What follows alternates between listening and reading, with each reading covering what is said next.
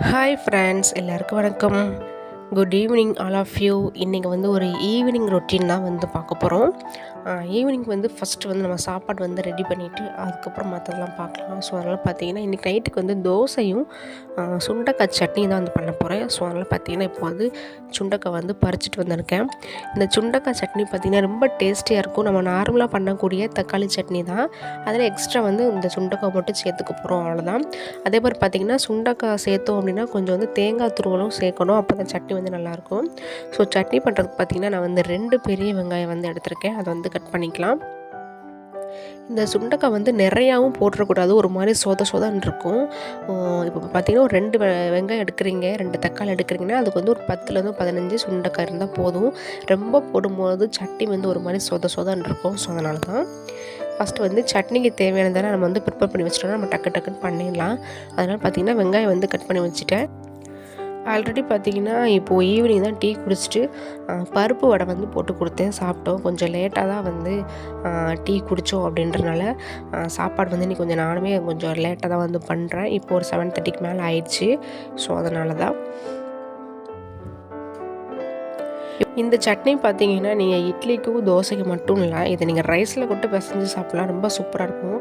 அந்த சுண்டைக்காய் சேர்த்துருக்கனால அது ஒரு தனி டேஸ்ட் வந்து கொடுக்கும். சொன்னால் பார்த்திங்கன்னா துவையல் மாதிரி நம்ம வந்து ரைஸ்க்கு கூட வச்சு சாப்பிட்லாங்க, ரொம்ப சூப்பராக இருக்கும். இப்போ சட்னி வந்து பண்ணிடலாம். சட்னிக்கு வந்து எண்ணெய் விட்டுருக்கேன், அப்புறம் கடுகு உளுந்தம் பருப்பு போட்டு தாளிச்சிருக்கேன். இது கூடவே நம்ம கட் பண்ணி வச்சுருக்கேன் 2 வெங்காயத்தை வந்து சேர்த்துருக்கேன். கூடவே பார்த்திங்கன்னா இன்றைக்கி வந்து சட்னிக்கு வந்து வத்தல் சேர்க்க போகிறதில்ல, நான் வந்து மிளகா வந்து சேர்த்துருக்கேன். ஸோ அதனால் நீங்கள் வந்து காரத்துக்கு ஏற்ப வந்து மிளகா வந்து சேர்த்துக்கோங்க. கூடவே ஒரு பல் பூண்டை வந்து தொலி உரிக்காமல் வந்து சேர்த்துருக்கேன். சட்னிக்கெலாம் பொதுவாக பார்த்திங்கன்னா தொலி உரிக்காமலே சேர்த்துக்கோங்க, டேஸ்ட் நல்லா தான் இருக்கும். வெங்காயம் வந்து வதங்கட்டும். அதுக்கடையில் பார்த்திங்கன்னா நான் வந்து சட்னிக்கு தேவையான தக்காளி, கொஞ்சம் கொத்தமல்லி தழை, தேங்காய் இதெல்லாம் வந்து நம்ம ரெடி பண்ணி வச்சுக்கலாம். நான் வந்து 2 வெங்காயத்துக்கு 2 தக்காளி எடுத்திருக்கேன். இதுவே வந்து போதுமானது. ஏன்னா வந்து சுண்டைக்காயும் அந்த தேங்காயும் நம்ம சேர்க்கறனால எக்ஸ்ட்ரா வந்து குவான்டிட்டி வந்து கிடைக்கும். சொன்னால் பார்த்திங்கன்னா ரொம்ப சட்னி வந்து வேண்டாம், ஏன்னா நைட்டுக்கு மட்டும்தான் அப்படின்றனால நான் வந்து கம்மியாக தான் போட்டுக்கிறேன். வெங்காயம் வந்து வதங்குற கேப்பில் வந்து தக்காளி இதெல்லாம் கட் பண்ணி வச்சுட்டேன். அப்படி தேங்காயும் பார்த்திங்கன்னா துருவிடலாம். பாருங்கள், நான் ரொம்ப சின்ன சைஸ் தேங்காய் தான் வந்து எடுத்திருக்கேன். நான் ரொம்ப சேர்க்கல, ரொம்ப சேர்த்தா சட்னி வந்து நிறையா வந்து வரும். அது மாதிரி டேஸ்ட்டும் வந்து மாறும். நீங்கள் நிறையா வந்து தேங்காய் போட்டிங்கன்னா தேங்காயோட டேஸ்ட் தான் அதிகமாக இருக்குமே தவிர்த்து அந்த சுண்டவத்தலோட டேஸ்ட் வந்து தெரியாது. ஸோ பார்த்திங்கன்னா நான் சின்ன பீஸாக தான் எடுத்திருக்கேன். தேய்ச்சதுக்கப்புறம் பார்த்திங்கன்னா ஒரே ஒரு ஸ்பூன் அளவுக்கு வந்து தேங்காய் துருவல் இருக்கும். ஸோ அவ்வளோதான், அந்தளவுக்கு நீங்கள் சேர்த்துட்டா வந்து போதும். இப்போது தக்காளி, சுண்டை வத்தல் அண்டு கொத்தமல்லி தழை எல்லாத்தையும் ஒன்றா வந்து சேர்த்துட்டு நல்லா கலந்துக்கலாம். தேங்காய் மட்டும் இறக்க போகிறதுக்கு முன்னாடி வந்து சேர்த்துக்கோங்க. இது எல்லாமே சேர்ந்து ஓரளவுக்கு வதங்கி வந்தால் போதுங்க. ரொம்ப கலர்லாம் சேஞ்ச் ஆகணும்னு கிடையாது, ரொம்ப வந்து வதங்க வேண்டாம்.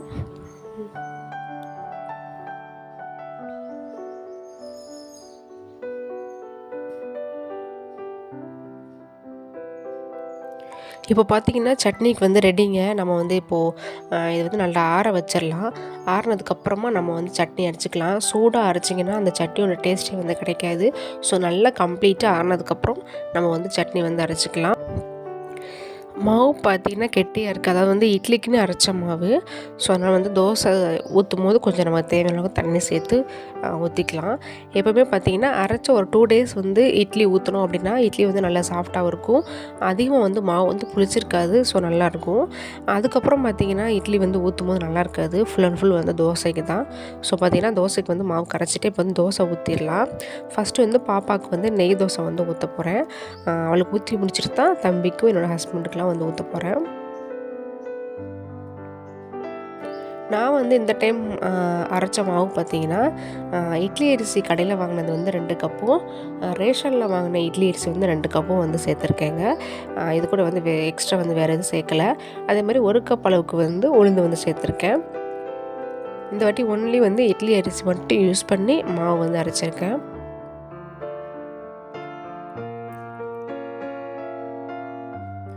பாப்பாவுக்கு எப்போயுமே பார்த்திங்கன்னா நெய் தோசை தான் பிடிக்கும். ஸோ அதனால் வந்து அவள் அரை தோசை சாப்பிட்டாலும் அந்த நெய் மனம் வந்து அவளுக்கு வந்து இருக்கணும். ஸோ அதனால் பார்த்திங்கன்னா அவளுக்கு மட்டும் நெய் தோசை வந்து ஊற்றி கொடுத்துப்பேன் எப்போவும்.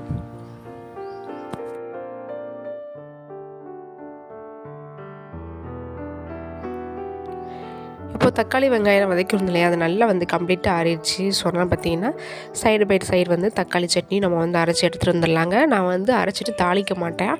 ஏன்னா வந்து ஸ்டார்டிங்லேயே பார்த்திங்கன்னா கடுகு உளுந்தெல்லாம் போட்டு தாளிச்சிருவேன். அதோட சரி, உங்களுக்கு வேணால் நீங்கள் தாளித்து கொட்டிக்கலாம். ரொம்ப ரொம்ப டேஸ்டியாக இருக்கும். தாளித்து கொட்டினா இன்னும் ரொம்ப டேஸ்ட்டாக இருக்கும்.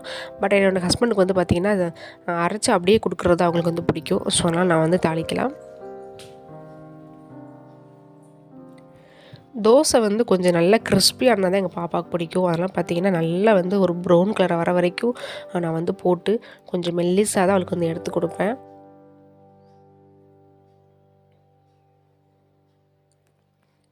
தோசை வந்து ரெடி. இந்த பக்கம் பார்த்திங்கன்னா சட்னி வந்து சூப்பராக வந்து ரெடி ஆயிடுச்சுங்க. நீங்கள் சட்னி எப்போவுமே வந்து நல்லா விழுதாக வந்து அரைச்சிடக்கூடாது. ஒரு மாதிரி நல்லா ஒன்றரெண்டாக வந்து அரைச்சிக்கணும். கொஞ்சம் குறன்னு அரைச்சிக்கோங்க. அப்போ தான் டேஸ்ட் கிடைக்கும். ஹோட்டல்லாம் பார்த்தீங்கன்னா சட்னி வந்து நல்லா எந்த சட்னியாக இருந்தாலும் ஒரு மாதிரி ஒன்றரெண்டாக தான் அரைச்சிருப்பாங்க. அதுதான் வந்து சட்னிக்கே டேஸ்ட்டு. ஸோ அதனால் நீங்கள் வீட்டிலேயே அரைக்கும் போது கம்ப்ளீட்டாக நல்லா மையாக அரைச்சிடாதீங்க. ஒன்றரெண்டாக அரைச்சிக்கோங்க. அது நல்ல ஒரு டேஸ்ட் வந்து கிடைக்கும். இப்போ வந்து எல்லோரும் தோசைலாம் ஊற்றி கொடுத்துட்டு நானும் ஊற்றி சாப்பிட்டுட்டு வந்ததுக்கப்புறம் பார்த்திங்கன்னா நாளைக்கு காலையிலேக்கு என்னெல்லாம் நான் ப்ரிப்பேர் பண்ண போகிறேனோ அதை வந்து நைட்டே வந்து அரேஞ்ச் பண்ணி வச்சுருவேன். அதாவது பார்த்திங்கன்னா இப்போ வந்து நாளைக்கு நான் வந்து பூண்டு குழம்பும் கேரட் பொரியலும் பண்ணலான்ட்டு இருக்கேன். அதுக்கு தேவையெல்லாம் என்ன வந்து ஃபஸ்ட்டு முதல் நாள் வந்து ரெடி பண்ணி வைக்க முடியுமோ அதை வந்து பண்ணிவிடுவேன். இப்போ பூண்டு குழம்பு பொறுத்த வரைக்கும் பார்த்திங்கன்னா பூண்டு வந்து அதிகமாக தேவைப்படும். அதே மாதிரி சின்ன வெங்காயம் வந்து அதிகமாக தேவைப்படும். இதெல்லாம் காலையில் எழுந்திரிச்சு நம்ம உரிச்சிட்டு இருந்தோம் அப்படின்னா அதுக்கே ஒரு 1/2 hour வந்து போயிடும். அதே மாதிரி பார்த்திங்கன்னா காய் கட் பண்ணி வைக்கிறது, நம்ம வந்து இப்போ குழம்புக்குங்கிறப்போ கொஞ்சம் நல்லா நம்ம நீட்டமாக வந்து நறுக்குவோம். அது வந்து டக்கு நறுக்கிடலாம். இப்போ வந்து பொரியலுக்குன்றப்போ மெல்லிசாக வந்து கட் பண்ணணும். அப்படிங்கிறப்போ இதெல்லாம் நான் வந்து நம்ம காலையில் பண்ணும்போது எனக்கு வந்து அதிலே கொஞ்சம் பாதி நேரம் வந்து போயிடும். அப்படிலாம் ரொம்ப சீக்கிரம் வந்து எந்திக்கிற மாதிரி இருக்கும். ஸோ அதனால் பார்த்திங்கன்னா நைட்டு வந்து எனக்கு டைம் கிடைக்கும் போது நாளைக்கு நான் என்ன பண்ண போகிறேன்றதை நம்ம எப்போவுமே முதல் நாளே முடிவு எடுத்துருவோம் இல்லையா. ஸோ அதனால் பார்த்திங்கன்னா நாளைக்கு நான் என்ன பண்ண போகிறேனோ அதுக்கு என்ன தேவையோ அதை இன்றைக்கி வந்து அரேஞ்ச் பண்ணிடுவேன்.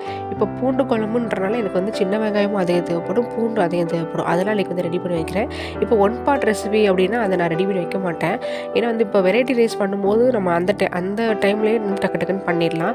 அதே மாதிரி பார்த்திங்கன்னா அதுக்கு வந்து நான் பொரியல் இந்த மாதிரி பண்ண மாட்டோம் இல்லையா. நான் வந்து இந்த பீன்ஸ் பொரியல், கேரட் பொரியல் இதெல்லாம் பண்ணுற அன்றைக்கி வந்து கட் பண்ணி வச்சுக்குவேன். ஏன்னா இதெல்லாம் கட் பண்ணுறதுக்கு காலைல கொஞ்சம் டைம் எடுக்கும். ஸோ அதனால தான் இப்போ வந்து எங்கள் வீட்டில் எல்லாேருக்கும் தோசை ஊற்றி கொடுத்துட்டு நானும் சாப்பிட்டு வந்துட்டேங்க.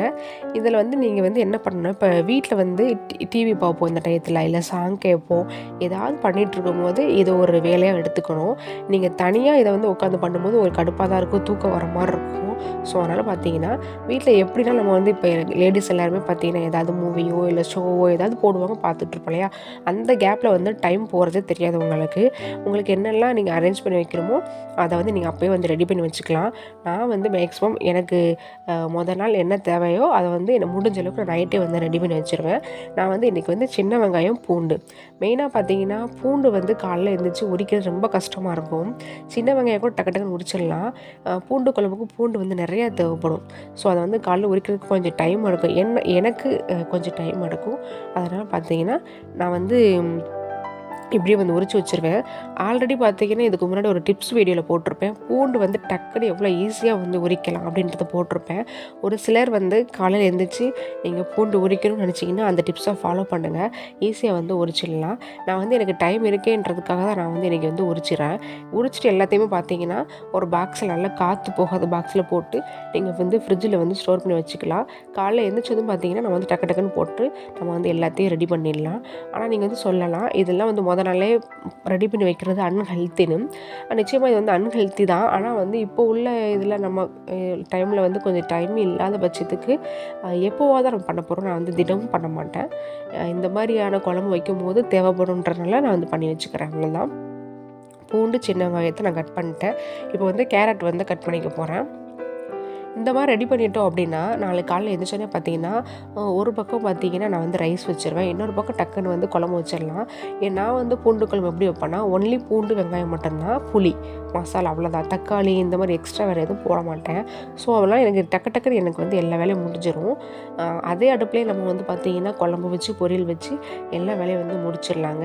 நம்ம வந்து இதோட சேர்த்து காலையில் டிஃபனும் வந்து பண்ணுவோம். நான் ஒன்லி லஞ்சு மட்டும் ரெடி பண்ண போகிறது கிடையாது, காலையில் டிஃபனும் சேர்ந்து பண்ணணும் அப்படிங்கிறப்போ நீங்கள் வந்து முன்னாடியே இந்த மாதிரி உங்களோட ப்ரிப்ரேஷன்லாம் பண்ணி வச்சுட்டீங்க அப்படின்னா உங்களுக்கு ரொம்ப ரொம்ப யூஸ்ஃபுல்லாக இருக்கும். அது வந்து இப்போ எனக்கு வந்து என்னோடய பாப்பாவுக்கு ஸ்கூல் பார்த்திங்கன்னா 8:30க்கு தான் பஸ் வரும். ஆனால் பார்த்திங்கன்னா என்னோடய ஹஸ்பண்ட் வந்து 7:30லாம் வந்து கிளம்பிடுவாங்க. அப்போ அவங்களுக்கு கிளம்புறப்போ பார்த்திங்கன்னா காலையில் டீ போடுறதுலேருந்து காலை சாப்பாடுலேருந்து ஆஃப்டர்நூன் லஞ்ச் வரைக்கும் கொடுத்து விடணும். அப்படிங்கிறப்போ நம்ம இந்த மாதிரிலாம் பிளான் பண்ணால் மட்டும்தான் நமக்கு வந்து அதெல்லாம் வந்து ஈஸியாக வந்து பண்ண முடியும். காயெல்லாம் கட் பண்ணி முடிச்சிட்டேன். ஸோ எல்லாத்தையும் பார்த்திங்கன்னா ஒரு பாக்ஸில் போட்டு ஸ்டோர் பண்ணிக்க போகிறேன். நம்ம எந்த பாக்ஸில் போடுறோமோ அதில் வந்து சுத்தமாக வந்து தண்ணியே இல்லாத மாதிரி பார்த்துக்கோங்க. தண்ணி இருந்தது அப்படின்னா கன்ஃபார்ம்டாக வந்து அழுக வந்து ஆரம்பிச்சிடும், கொஞ்சம் அழுகி போயிடும். ஸோ அதனால் பார்த்திங்கன்னா தண்ணி இல்லாமல் நல்லா போட்டு நல்லா டைட்டாக க்ளோஸ் பண்ணி நீங்கள் ஃப்ரிட்ஜில் வச்சிடலாம். இப்போ நைட் பார்த்திங்கன்னா நான் எப்போவுமே வந்து ஒரு வாட்டி தலை பின்னிட்டு தான் வந்து தூங்குறது. எதுக்காகனா நான் எப்போவுமே பார்த்திங்கன்னா கொஞ்சம் ஒரு மாதிரி போனிடெயிலே வந்து சுற்றிட்டுருப்பேன், பின்னி வந்து போட மாட்டேன். ஆனால் வந்து நம்ம நைட்டு வந்து பின்னாமல் போட்டோம் அப்படின்னா காலையில் எந்திரிக்கும் போது தலை வந்து நல்லா சிக்கல் விழும். அந்த சிக்கல்லே பார்த்திங்கன்னா நிறைய வந்து ஹேர் லாஸ் ஆகும். ஸோ அதனால் பார்த்திங்கன்னா நைட்டு வந்து கொஞ்சம் நல்லா வந்து வலித்து சீவிக்குவேங்க எப்போவுமேவும். அப்புறம் மார்னிங் எழுந்திரிச்சு எனக்கு பிடிச்ச மாதிரி வந்து ஒரு போனிடெயில் வந்து போட்டுக்குவேன். எனக்கு போனிடெயில் போடுறது ரொம்ப பிடிக்கும். ஸோ நான் வந்து சிம்பிளாக வந்து போட்டுக்குவேன். நைட்டு வந்து பின்னி படுத்தோம் அப்படின்னா கொஞ்சம் வந்து ஹேரை வந்து நம்ம வந்து காப்பாற்றிக்கலாம், அவ்வளோதான். முடிஞ்சால் நான் எனக்கு தோணுச்சுன்னா ஃபேஸ் வாஷ் பண்ணிவிட்டு படுப்பேன், இல்லைனா அப்படியே வந்து படுத்துருவேன்.